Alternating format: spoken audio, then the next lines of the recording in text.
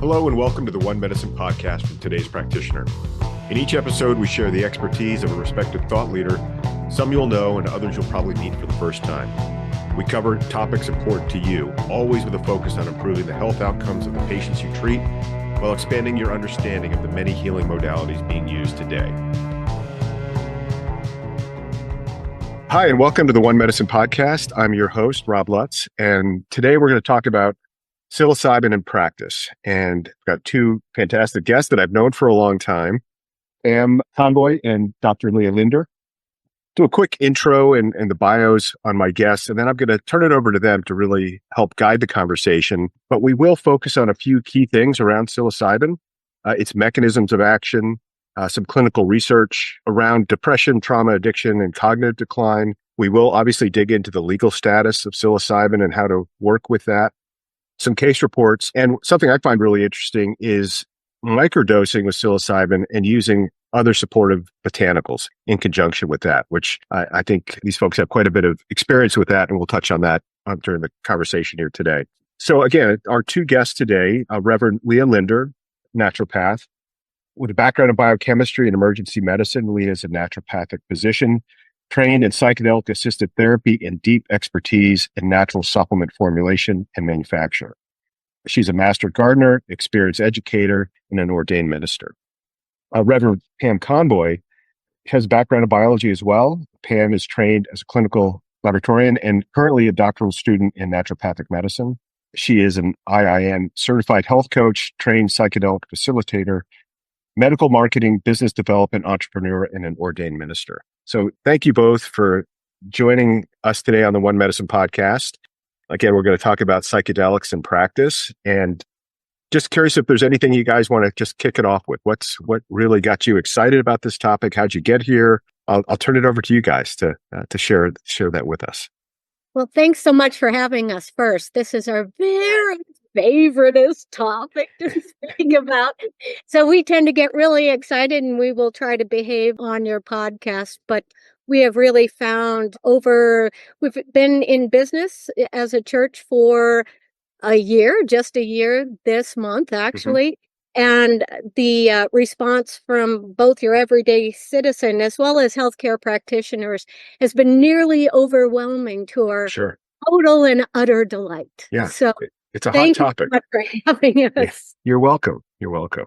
Thank you so much, Rob. Really excited to chat about this. And as Pam said, we get so excited about this because it really is such a profound medicine. And I say medicine because it's not just placating symptoms. It's actually getting at the root cause as to so many different mental, emotional aspects of our lives. And, when I speak to audiences, I say, okay, raise your hands if you've never experienced any trauma in your life. And nobody ever can, right? And the topic of mental health is such a taboo, even though it is getting more popular to be able to talk about it. It's something that lies beneath the surface. We can put on our bright, shiny faces, but we all struggle in one way or another. It's part of the human experience. And so by addressing this with using plant medicine truly gets at addressing the systems that are having a hard time. Mm-hmm. And the more you use it, the less you need to achieve the same benefits. So that's my favorite part about it and why I really do see this as honest to goodness medicine. Yeah. Well, how did you get here? This is not your typical route, let's say, for a licensed naturopath, other than the fact that you're looking for root cause and ways to help your patients, and I'm sure open to anything that works. But tell me a little bit of how you got here and maybe some of the experiences you've had with patients. Yeah, absolutely. So a couple of years ago, it was 1 week that was kind of the pivoting point. I had 3 different patients, totally unrelated to each other, come to me and say, oh, I listened to this podcast, I read this article, I watched this documentary, and I really want to start microdosing. And, pardon my ignorance, but at that time, I had really only seen psychedelics as recreational substances. And so I was like, okay, give me a minute. Let me dive into the research. I want to learn more about this before I say, this is a good idea. I mean, obviously, I can't stop them. But I dove into the science and the research was there. So there's so many studies that indicate benefits for depression, anxiety, PTSD, other mental health conditions such as cognitive decline, but even now more so, there's stuff coming out on diabetes and sleep and chronic pain. So I was like, oh my gosh, this is beautiful. I'm so grateful that there is actually science there. But as you mentioned in my bio, I come from a background in the professional supplement space, so the nutraceutical space that is geared towards practitioners, and have worked with many companies. And my biggest thing is that everybody was coming to me with their little baggie that they got from God knows where. And I was really concerned about, what is the strain? What is the potency? Is this tested for heavy metals? Is this tested for mycotoxins? And wanting to know that like this was a clean product that I was, condoning with my patients. And so didn't have that information. But I said, okay, this seems legitimate. Let's go ahead and start microdosing. And they had all of the background foundational naturopathic stuff on board. So we were working on sleep hygiene and diet and lifestyle. And all of these patients collectively had they're high functioning individuals. So ER docs and an architect and a business owner. And this was the most profound catalyst of change that I saw in any of these people and these patients. And I was like, what is this? Like, Yeah. I mean, they were coming to me saying like, I think I can taper off of my antidepressants, or I just feel like I'm connecting with my family in so much more of a dynamic way. Or like, I'm finally able to put the bottle down. At the end of the day, like, I don't need to reach for that substance to help calm down my brain and relax. And I was like, oh my God. So Pam and I were having lunch one day, and I was telling her this story, and I was like, Pam, we got to get this in the water. Like, there's so many people that could benefit from this. And it's such a safe substance, compared to like any mind altering substance. Psilocybin has the strongest safety profile, more than alcohol, more than nicotine, all of these beautiful things. And Pam's eyes lit up. She's like, okay, let's figure this out. So I'll turn it over to her to kind of talk about where this went from there. Yeah, thank you. Yeah, so Leah and I worked at a professional nutraceutical company. We both have this background of where you could source things, how things needed to be tested. So the foundational understanding of how we could do it, we had. It was how we could do it legally, that was the challenge. So, I knew there was ayahuasca churches. They operated pretty openly. So my task was to figure out how they're doing that without being harassed. And it so happens that as far back as 1993, the feds passed the Religious Freedom Restoration Act. So this was really intended to provide protection for indigenous peoples who are using plant medicines, and they had been using them for hundreds or thousands of years. Right. And, get the government off their ass because, they would be harassed from time to time. So the legislation, however, does not state what the practice is, nor what the plant is, just that if this is used, these entheogens are used in sincere spiritual practice, that's protected use. We will not come and bother you. So, fantastic. There also happens to be an attorney bar of psychedelic lawyers. So I had a lot of resources, had a lot of conversations, a lot of risk assessment, and it seemed okay if we do this properly, then I think it's going to work. And that's why there's a big separation between Leah as doctor, although having somebody in the church that understands medicine is fantastic. Right. She's not doctor. We don't provide medical services. We really abide by sort of a religious institution. So we're a 501(c)(3). We are recognized as a church. And, even the FDA, though the psilocybin and other psychedelics remain scheduled, in 2018 and 19, FDA itself designated psilocybin as breakthrough therapy status for both depression and trauma. So this really opened the door for more modern investigation, more research. Most of the academic institutions in the U.S. have a psychedelic lab. And what's coming out of those labs is astonishing. Leah was mentioning it's not just about depression and mood and stress anymore. I mean, we have a neurologist here in town that sends us probably 4 or 5 patients a month cognitive decline, full-on Alzheimer's, Parkinson's disease, TBIs. We had a guy, this is miraculous, Rob. Mm-hmm. We had a guy that was referred over by this neurologist.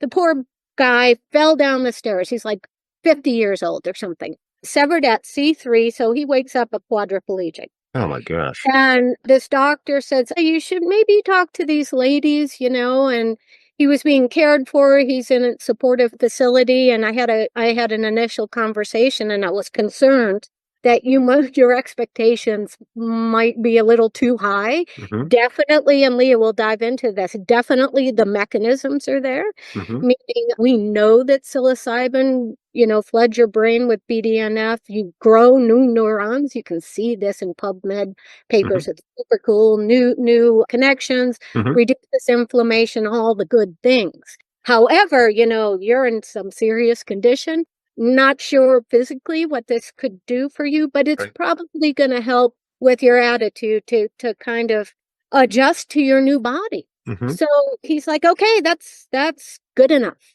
Yeah. In about 4 or 5 weeks on microdose, he's moving his feet. So, and that's like 0.2 grams per dose. Is that? That's our microdose. So Yeah. microdose kind of ranges 50. Now this is whole mushroom, right? Just to be Right. clear. It's not small molecules. So 50 up to 500.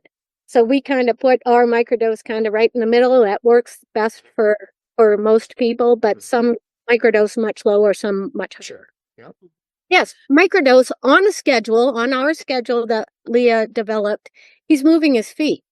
And the neurologist is like, holy shit, this Yeah. is amazing. So we're hoping to write a paper about this because miracle could have happened anyway, Right. potentially, but he has nothing else on board that should have resulted in. Usually there's an explanation behind a miracle. Right. Yeah. So I'm sorry, go ahead. You were going to say I was something going else. to say the power of positive thinking and attitude and all of that does make a difference, but the mechanisms are there, and that this could happen with microdosing this work takes my breath away on a daily basis, but this particular case was really mind-blowing. Yeah, that's amazing. I think as practitioners are listening, I think they've heard more about the science, and so I'd like to talk more about that and the mechanisms. But I think the concern is always how to do this legally, how to avoid telling you, which they would never do, to go find a little baggie somewhere and just take a little bit, see how that does for you. That would never work. So the fact that you guys have really brought this up to modern standards of the dietary supplement industry, where it's clean, it's dosed correctly, it's safe. You guys are pretty convinced on the right dosage levels based on what you guys have seen. So I think some of those bigger questions, and I think we should come back to those, is what you guys are doing at the church, how a practitioner could work with you guys, with themselves or their patients. I think they're going to be very interested in that. I'd like to hear a little bit more about what was it about the science and what you saw that made you want to do this? That's what I think a lot of practitioners, because I did a quick search. There's tons of studies out there, right, that support this. I personally don't understand the mechanism of how it can do any of those things. So maybe we could talk a little bit about that. If you don't mind. Absolutely. Yeah. I'd be super happy to talk about this. This is where my nerdy brain gets just all wiggly. But psilocybin has basically 5 to 6 main mechanisms in the body. Mm-hmm. So psilocybin is metabolized into psilocin within the liver, which really closely resembles serotonin. So it's able to bind to the 5-HT2A as well as the 5-HT2B receptor, but not as much affinity, serotonin receptor. And most of these serotonin receptors are located in the prefrontal cortex. And this triggers a cascade of cellular events that promote neuroplasticity, or the brain's ability to form new connections. Mm-hmm. So this receptor plays a really critical role in cognition as far as enhancing creativity, problem solving, abstract thinking. From an emotional perspective, it can modulate mood and emotional processing. Also our perception, so it can alter our sensory experience and deeper introspection. So collectively, this is going to help break negative thought loops, such as rumination. It enhances emotional flexibility and resilience. It also supports that recovery from mental health concerns, such as depression and anxiety, which are so often a deficiency of serotonin and other endorphins in the body. So instead of just recycling from this place of not having enough, it actually boosts the amount of serotonin that you're going to have in your brain. And then psilocin also, like Pam was saying, boosts what's called brain-derived neurotropic factor, or BDNF, which supports new neuron growth. It basically floods the brain to, encourage new neuron growth and strengthen existing ones. So this is going to enhance cognitive function, emotional balance, and stress resilience. And then it also, because of the support of DNF, it's also going to have this profound anti-inflammatory effect on the body. So we know that chronic stress and mental health conditions are linked to neuroinflammation. And psilocin is actually able to reduce inflammation in the brain. So this is going to improve neural communication and mental clarity. But then beyond that, it also disrupts what's called the default mode network, or DMN. And this is responsible for that self-referential thinking. So that overthinking, that rumination. And psilocybin, even in microdosing forms, can disrupt that default mode network patterns, creating space for new perspectives and reducing those mental roadblocks. And, so many of us will get stuck in a pattern because our brains really love to be efficient. So unfortunately, that can be beneficial. We want to know how we get to work in the morning, and we want to recognize our partner's face. But it also can lead to, those patterns of I'm not good enough, or whatever that long-term pattern is. You mentioned trauma early on. It sounds to me that someone who's had a traumatic experience could be sort of stuck, and they might keep repeating that. Is that how that might work? Is that? Oh, yeah, absolutely. Because the body's trying to keep itself safe, right? And so that rumination of this traumatic event again and again and again, that goes through is trying to say "Ooh, not safe, not safe." And so by disrupting that default mode network,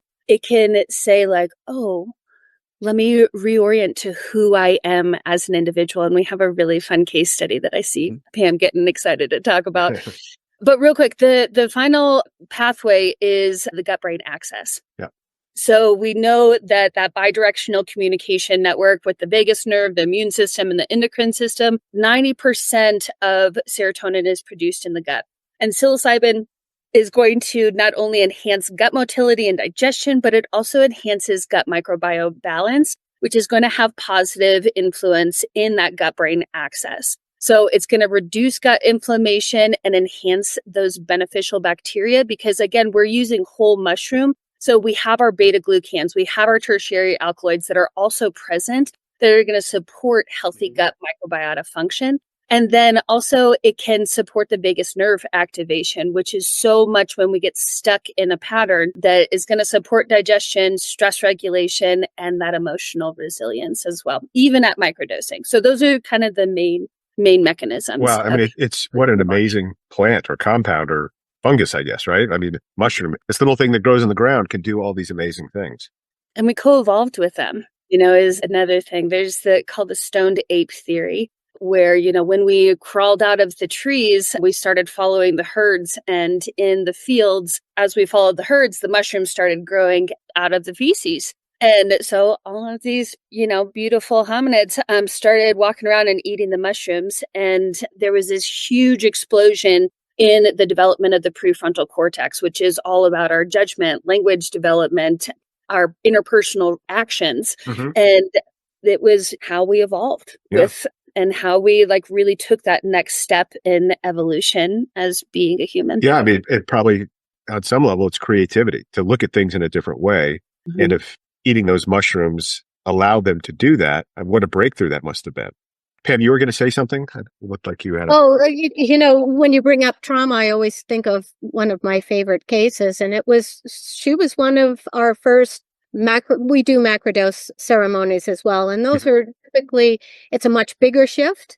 You definitely have a psychedelic experience, but it is incredibly valuable for people who are stuck. Who are seriously stuck, and folks that have a lot of extended trauma, chronic trauma, definitely get in these places. So there is a woman that came to us in her mid-50s, had just a horrific history of sexual abuse through her childhood into adulthood. She had been for decades wearing sort of the happy face. She was the comedian in the family, and this was all within the family, all of the abuse. and it was completely denied. But she put on this mask that she'd been wearing for a very long time. She had real struggles with family relationships, clearly, but her own family that she created, very heavy alcohol problem, and kind of came to us interested, but Jesus, scared to death that she was going to fall apart in a million pieces because I'm barely holding it together now. So we do a very good job at getting people prepared, get their intention proper, having a very beautiful and intentional ceremony, and allowing them to experience these medicines the way they're meant to experience them. We don't force any particular protocol down their throat. I have 15 acres that is set up for anybody's experience. It's really quite lovely. Anyway, rather than falling apart, she spent most of the afternoon under a tree. That's our sitter tree, Arthur.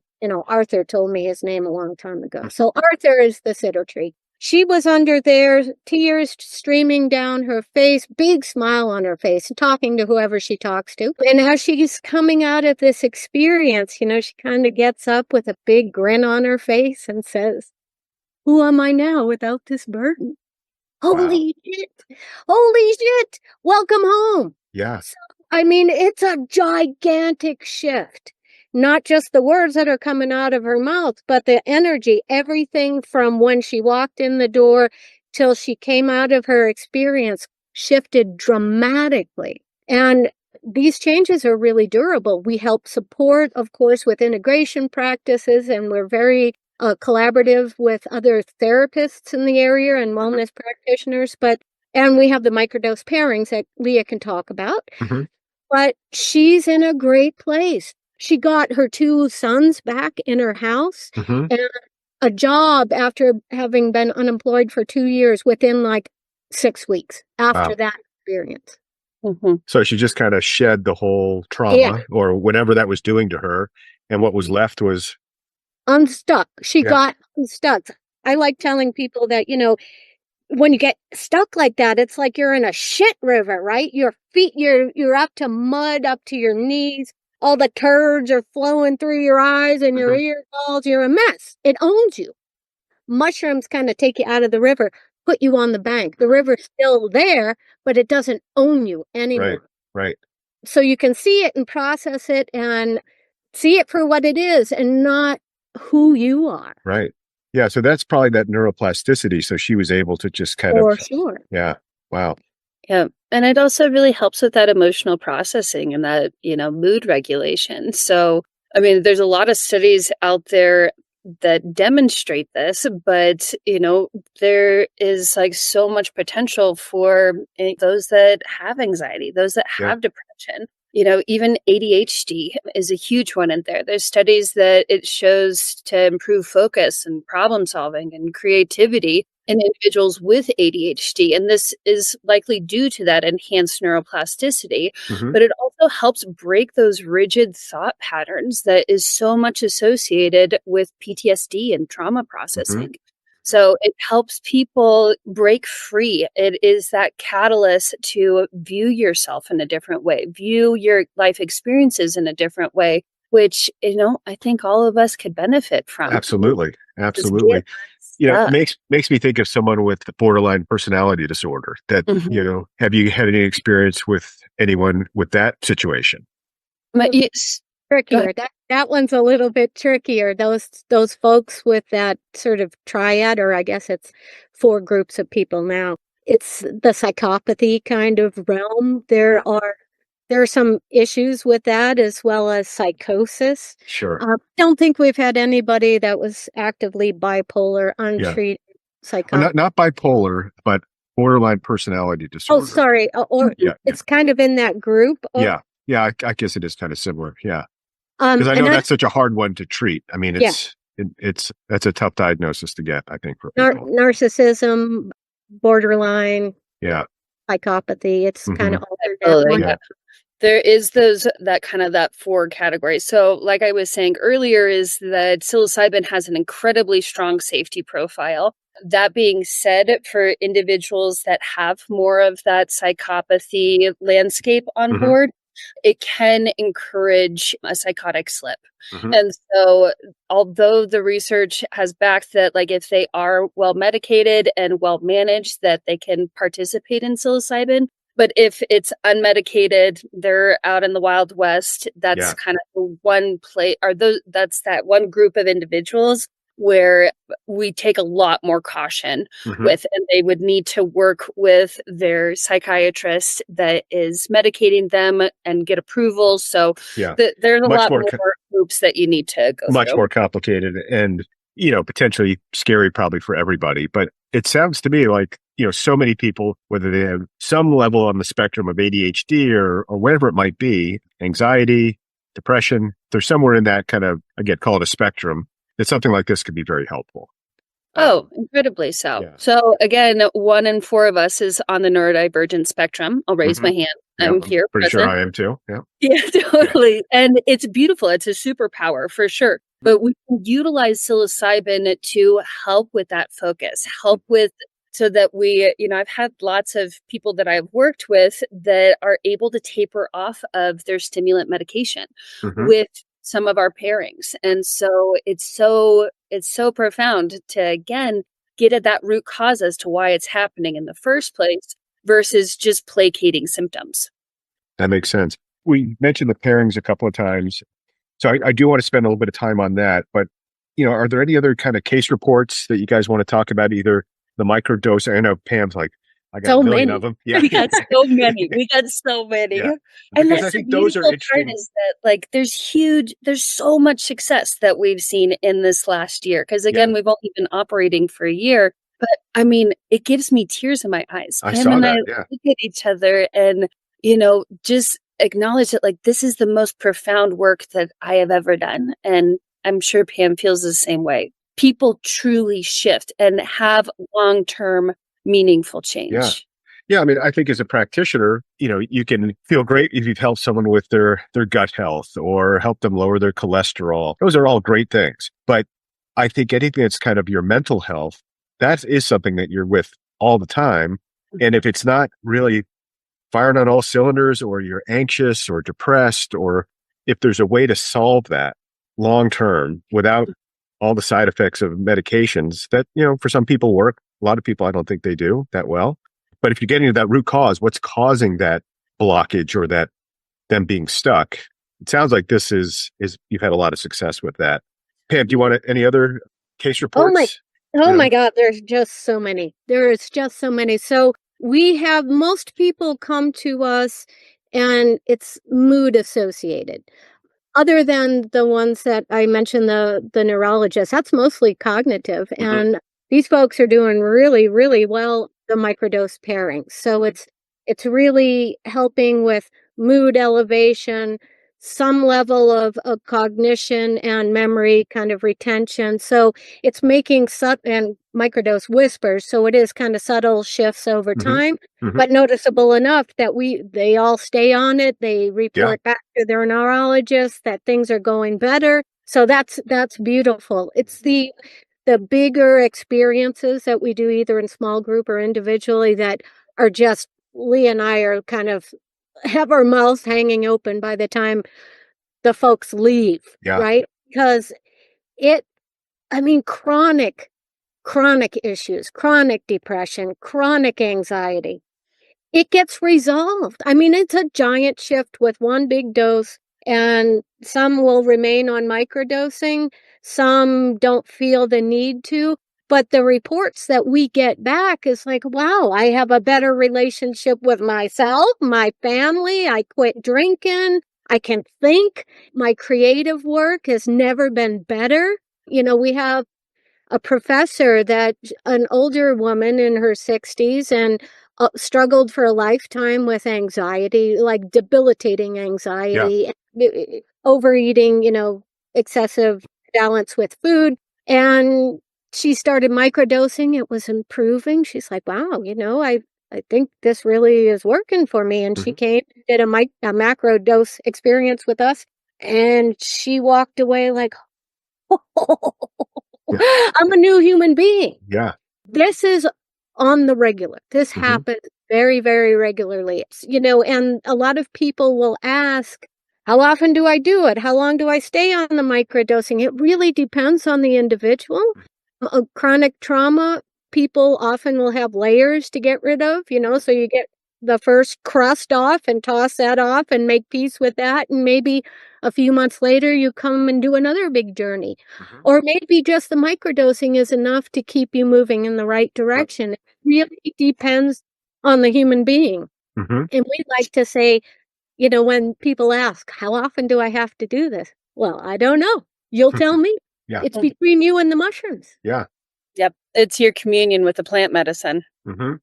Yeah. Because you really do develop a relationship with it. And, if you do it in sacred and sincere practice, you make a relationship with the plant medicine, and then you interact with it. You'll know. Talk a little bit about that. Your body. Yeah. About this, your intention, the sincere relationship with the plant. This is not a recreational, let's go have a fun weekend kind of thing, and maybe that you did in college. This is really, you're here for a therapeutic effect. Talk to me a little bit about the intention and maybe how you guide someone through that journey. Yeah, so set and setting is so important. And very often this is talked about in the psychedelic space. And I'm just here to reiterate it because, like you were saying, if you participate in this plant medicine from a recreational standpoint, you're going to get a very different interaction with the plant medicine versus saying, I am going to set a clear intention. And it doesn't have to be like, oh, I want to get over this or I want to do that, because again, your subconscious is going to have a communication with the plant medicine. And so when we come into it with setting an intention, having sacred space, clearing out our minds, clearing out our spirit connection with whatever we're dealing with, and then we come into this experience having an opportunity to see something a different way, to reorient to it in a different way, you get so much more of a profound effect. And that really helps you have that intention mindset, which then you can communicate with the plant medicine as like, this is my intention. And then that gets revealed. So beautiful to witness. And not to say that, I don't believe that there's any bad quote unquote trips or journeys that you might have. But I think that when you have intention, yes, there can be hard things that come up.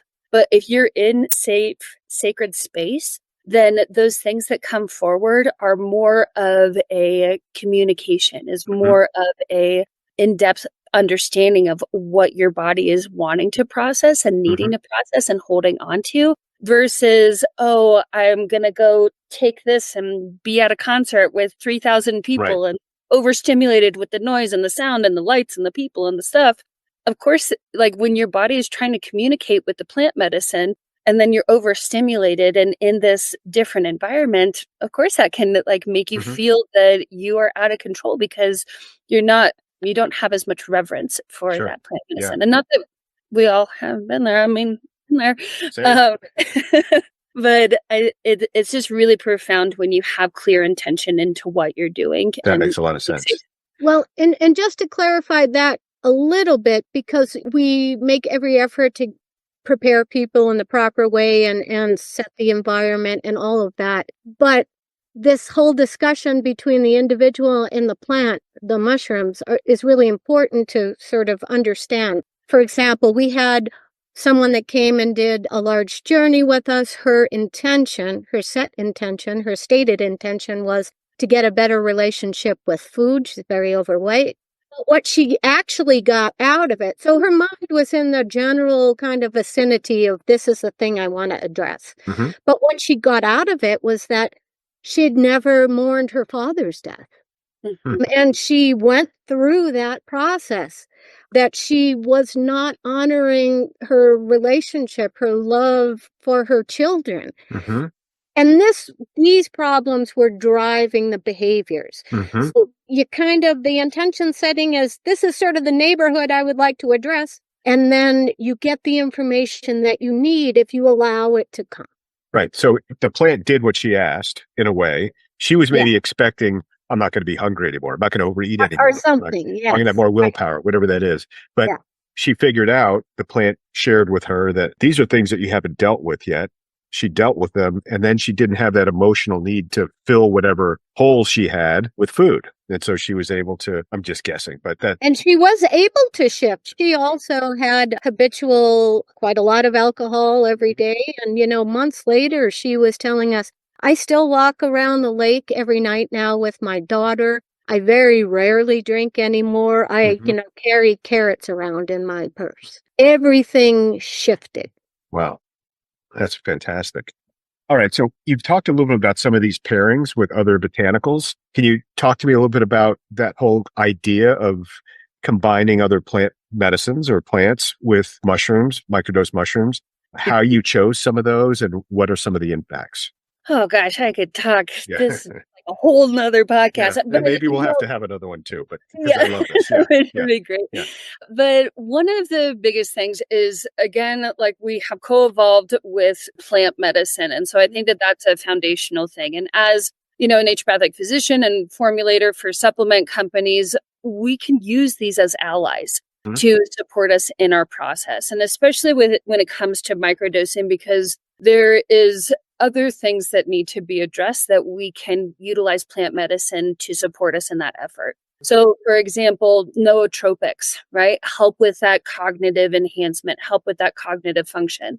Adaptogens, whether they be stimulating adaptogens or calming adaptogens, they help our bodies adapt to stress. And so we use stimulating adaptogens if we're stuck on the proverbial couch, can't get up, can't find that motivation, need that extra boost, reach for that third, fourth cup of coffee throughout the day. Or calming adaptogens, saying like, okay, let's put the brakes on there and calm down that anxiety, calm down that rumination, calm down that like, ooh, never good enough. Like, put it down during the day. Or, especially for those people that are waking up in the middle of the night with the to-do list of like, oh, these are all the things that I need to do. Like, ooh, let's calm those down. You can also use supportive medicines like nervines that can help soothe and calm our nervous system, or certain amino acids that can help soothe and calm, put the brakes on that overactive nervous system, or give you a little bit more innervation and motivation throughout that. And then, from a spiritual aspect too, I'm a big believer that plants, as in everything on this planet, carries an energetic sequence with it and has something that it can also whisper to you. So helping with transitions, helping, secure and provide more boundaries in our body, getting our little spikes out so that we have that clear, nope, you're not going to cross this boundary with me. So there's lots of things that we can utilize with microdosing that can be taken alongside of it that just enhances the benefits of microdosing.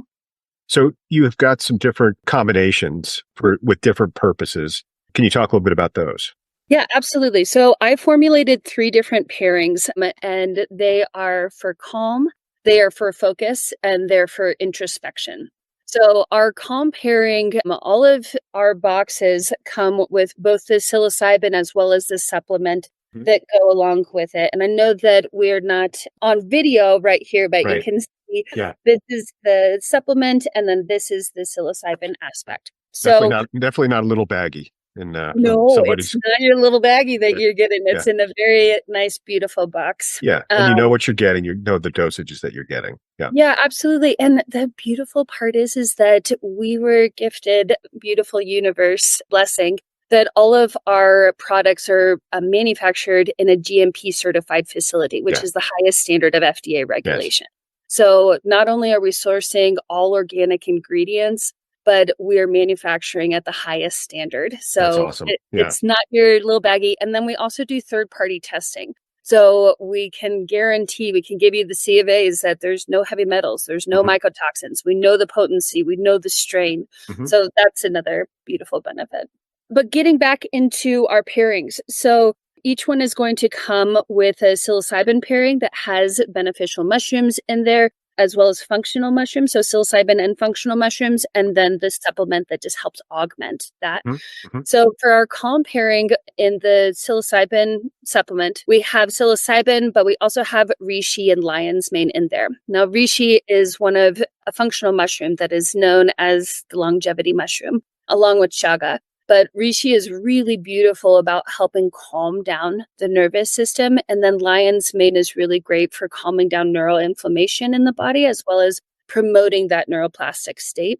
And then the supplement version of that has reishi and lion's mane again in it, because we want to continue those beneficial effects on the days that you're not microdosing. But it also has linden tree or tilia. It also has ashwagandha, and then it has L-theanine. So this is all about putting the brakes on the nervous system. So for somebody that has a lot of rumination, lots of anxiety on board, it's really great to just help calm down the nervous system. Then on the other side of that is I also created the focus pairing. Now the focus pairing on the psilocybin aspect is going to have lion's mane as well as niacin.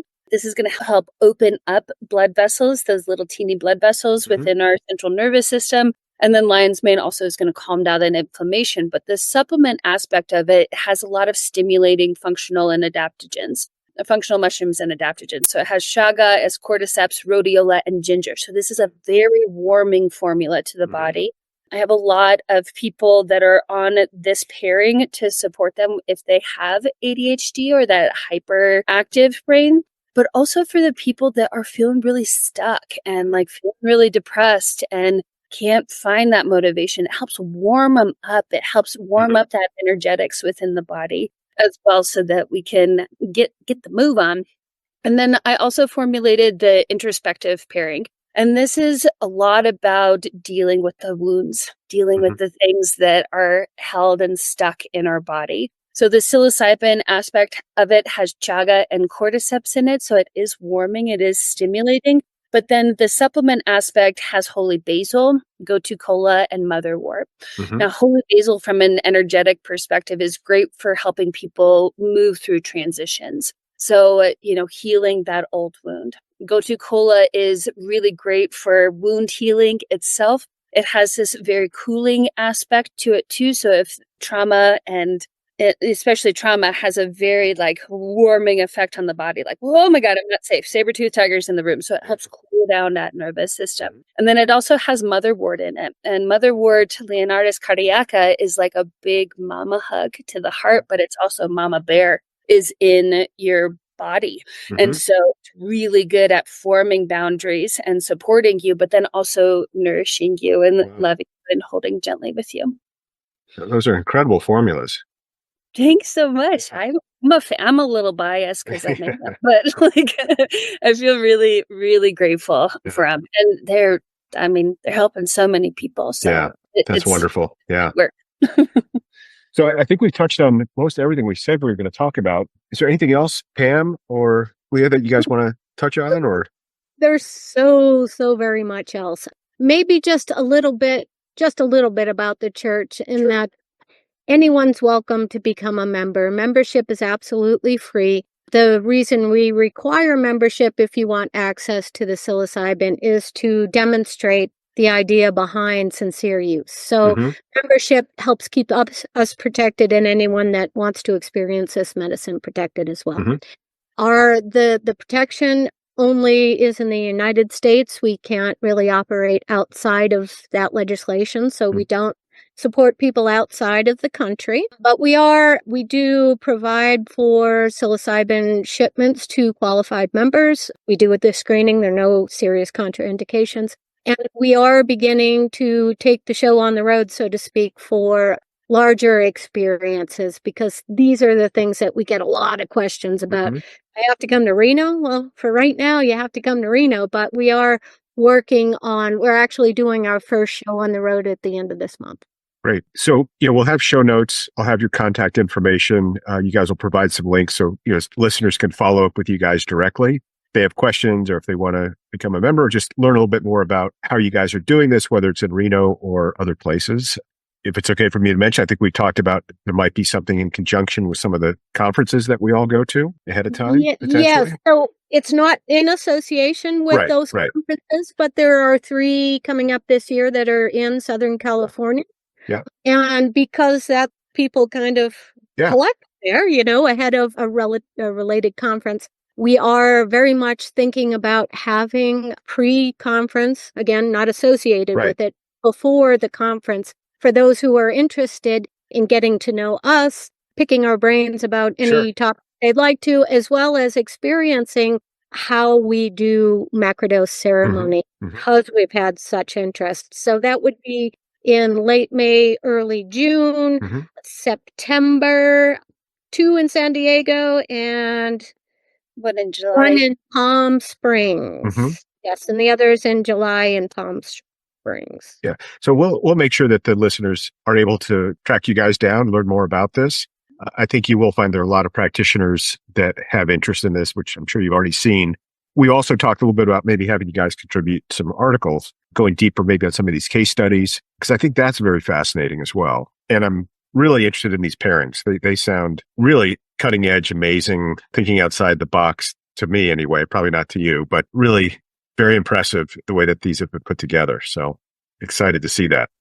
Thank you so much. Yeah, happy to chat with anybody about them. And again, this is a supportive tool that you can utilize in your practice. So beyond, my private practice, I've just seen so much transformation in other people. And again, I don't operate as a doctor in the church because we do take it very sincere. But the other thing with that is that it can be an added tool. And like we were talking about with the conferences, I haven't been to a conference in the last probably 2 years where psilocybin or other psychedelics haven't been on the topic. Absolutely. And so I know that, your audience is hearing about this. And the question is always, well, how do we have access to this? Right. And so that's what we did, was create a safe pathway so that you can have access to it. And it is super clean ingredients all the way from source to the capsule. We made it the best that we could. Well, I know your background. I couldn't imagine you guys producing anything that wasn't best quality, best standards, safety,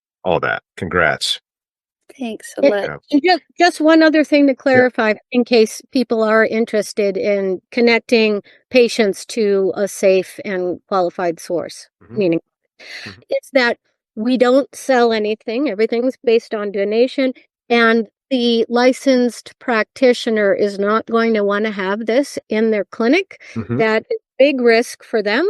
So everything is operated through us. Although we'll have direct communication with the physician, it is much safer to keep it the way we have it structured. Yeah, so that it's makes not sense. something we would supply to practitioners. Right. Makes sense. Any last clinical pearls, words of wisdom, anything you want to share, key takeaway that you'd like the listeners to remember one thing?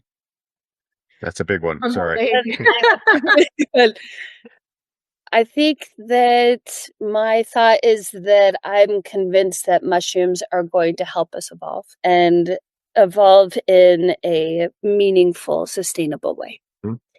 And I would say this pathway is extremely safe. It has the highest safety profile of any of these types of substances and a lot of other things, as I think Leah mentioned earlier. So it's a really good option maybe to start rather than a pharmaceutical, or if people shouldn't be parked on an SSRI for 3 decades, Rob, that's not what we're designed for. So there are a lot of people in that situation, and this plant medicine can really help let go of that habituated practice.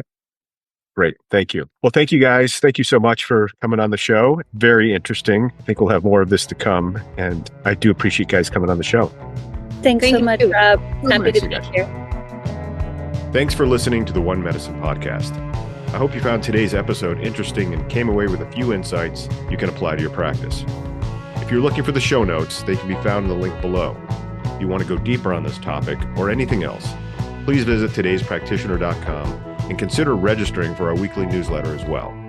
Thanks again, and I hope you'll join us next time.